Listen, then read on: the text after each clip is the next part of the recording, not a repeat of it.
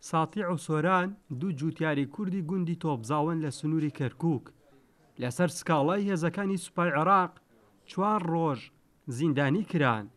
چەند خولەکێکە ئازاد کراون، خزم و کەس لێیان کۆبوونەتەوە. ئەو جوتیارە کوردانەی دەستگیر کران دەڵێن هێزەکانی سوپا دەیانەوێت لەم ڕێگەیەوە دەنگی ناڕەزایی جوتیارانی کورد لە بەرامبەر داگیرکردنی زەوی و زاریان کب بکەن. جوتیاران ڕێگریان لێکراوە لە چەند مانگی ڕابردوو دوورینە بۆ گەنم و جۆ و دانەوێڵەکانیان بکەن، ڕێگریان لێکراوە کە زەویەکانیان بچێڵن چەندین بابەتی تر.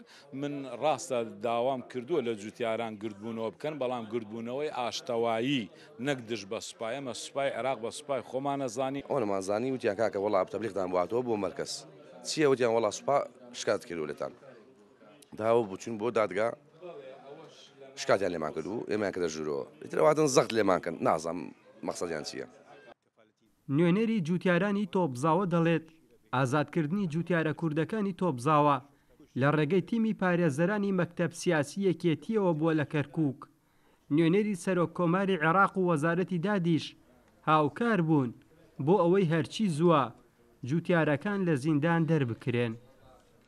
ئازادکردنەوەی بە هیمەتی تیمی پارێزەرانی مەکتەبی سیاسی هەمویان لەسەر خەت بوون، ماندوو بوون لەگەڵمان بە شەو ڕۆژ ئەخباریان هەموو ئەوان هەولیان ئەدا بۆ ئازادکردنیان. و زۆر سوپاسی بەڕێز کاکریبارەکەین، زۆر سوپاسی بەڕێز ئەڵماسخانەکەین، زۆر سوپاسی بەڕێز دکتۆر خالیەکەین لە بەغاوە زۆر ماندوو بوو لەگەڵمان، و زۆر سوپاسی بەڕێز مامۆستا عیزەکەین لە جێگەری ڕئیسی دیوانی ڕیاسی جمهوریە لە بەغا، ئەویش بەردەوام لەگەڵمان کۆنتاک بوو لەگەڵمان.